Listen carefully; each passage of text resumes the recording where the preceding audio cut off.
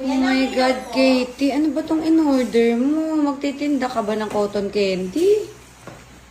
Kakaloka.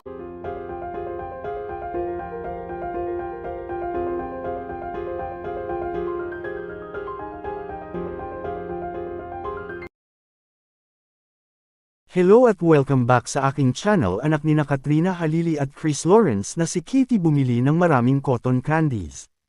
Hindi maitago ni Katrina Halili ang kanyang matinding pagkagulat nang makita niya ang dalawang malaking plastic bag na punong-puno ng cotton candies na kakarating. Sa unay inakala niyang kaunti lang ang laman, pero lalo siyang napamangha nang malaman na ang mga ito ay inorder mismo ng kanyang anak na si Katie Lawrence.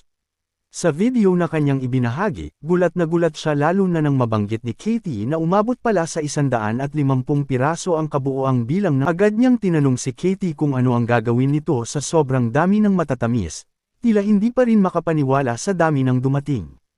Kalma at confident naman si Katie, na parang may malinaw na plano sa kanyang order. Saad pa nga niya, na ano ta anak, panic buying. Deliver na cotton candy dito na ganito karami, isipin na lang natin baka naman wholesale price ni Katie nakuha.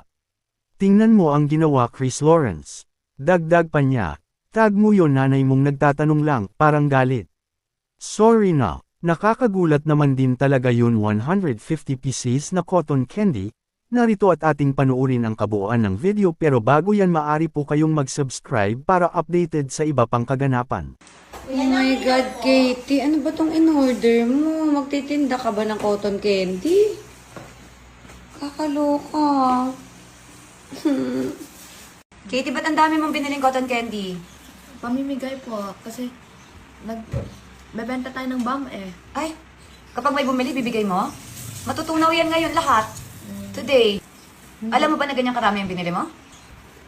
Anong alam mo? Ilang piraso lang? Gusto ko kasi marami eh. Ah, alam mo na ganyan karami talaga? Ganyan kadami? Sobrang dami? Alam mo? Ilang pieces yan? 150. Oh my God! Alam mo pala! Akala ko nagkamali ka lang, anak. Ang sabi mo sa akin kahapon, tigpa 5 pieces lang. Tapos papamigay mo pa yung iba. 150 pala! 5 pieces? Ano nangyari sa 5 pieces na in-order mo? Hindi naman 5 pieces yan. Ang gusto ko lang 150 eh. Alam mo ganyan karami yung 150? Para saan yan? Papamigay kanino? Sa mga kapitbahay, Ay, okay. ay mabibigyan ko din yung mga tao. Huwag mo ubusin yan, anak. Masisira yung teeth Ayaw ko mo. ubusin. Opo, Magbibigay din tayo sa nasa street. Magbibigay tayo sa street mamaya. Opo. Sinadya mo na busy ako mag-play kahapon sa paddle, ha? Kasi kaya ni Papa eh. Kaya gusto ko nga eh, please. Please lang, Mama. Gusto ko mamigay. Kasi lagi sila pumunta sa car natin.